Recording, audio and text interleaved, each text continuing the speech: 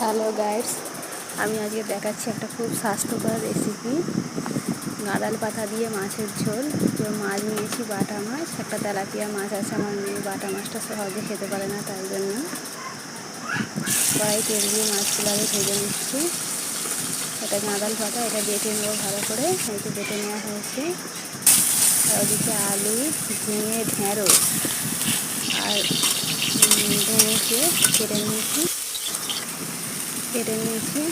তারপর এগুলো হালকা করে ভেজে আদা জিরে বেটে নুন হলুদ কাঁচা লঙ্কা দিয়ে ভালো করে কষিয়ে নিচ্ছি।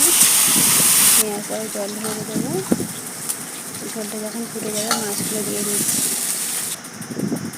তারপরে কড়াই তেল দিয়ে আগে 5 ফোড়ন দিচ্ছি, কারণ গাঁদাল পাতার একটু গন্ধ আছে। 5 ফোড়ন দিলে গন্ধটা চলে যাবে। তাই গাঁদাল পাতাটাকে ভালো করে তেলে ভেজে নিয়ে ঝোলটা দিয়ে দেবো।